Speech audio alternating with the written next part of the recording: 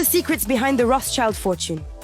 It all began with one man, Mayer Amschel Rothschild. Born in the 1740s, he grew up in a Jewish ghetto in Frankfurt. At the age of 11, Mayer lost his parents. Forced to work at an early age, he turned to finance. He started out as a bank apprentice, then became a coin dealer. He did well, climbed the social ladder, and within a few years became banker to the county of Hesse-Kassel. At just 20, he directly advises Wilhelm I, Prince-Elector of Hesse-Kassel, considered the biggest fortune in Europe. Mayer Rothschild gradually grew richer until he became the richest man in Frankfurt.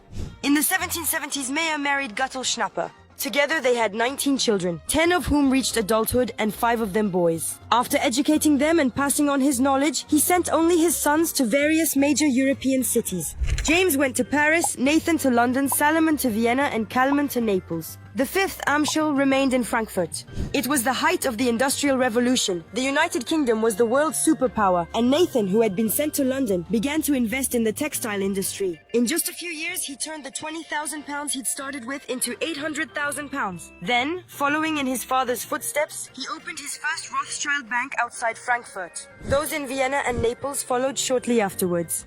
Although far apart, the 5 brothers acted as one. They pooled their assets and helped each other out. By striving to keep to themselves, coupled with ultra-fast private communication, the House of Rothschild became Europe's largest bank within a few years.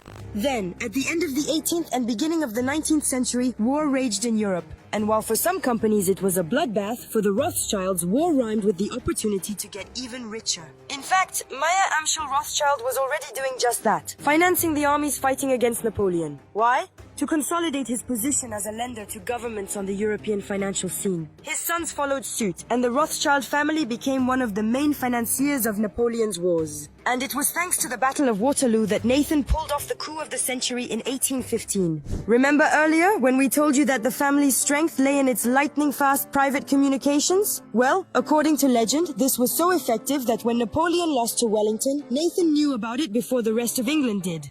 He then decided to spread the opposite rumor, causing a wave of panic on the London market. Investors dumped their shares on the stock exchange, selling them at derisory prices, which Nathan buys back. When the British victory is finally announced, the shares bought the day before for a pittance are now worth a fortune. The Rothschilds' wealth exploded, and this is just one example of how war became the driving force behind their fortunes.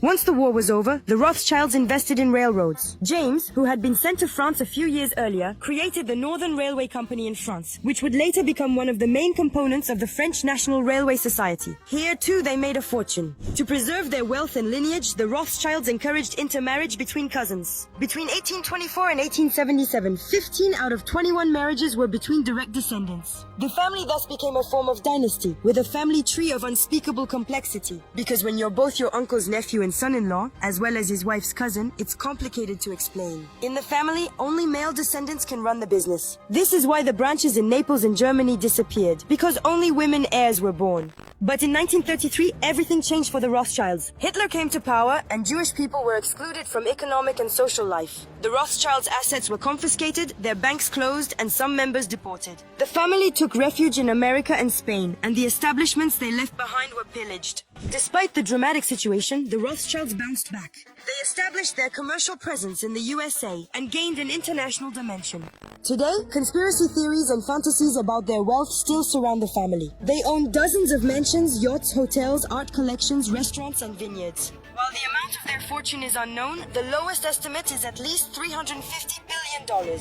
As this money is divided between the members, it's hardly surprising that they don't appear in the Forbes rankings.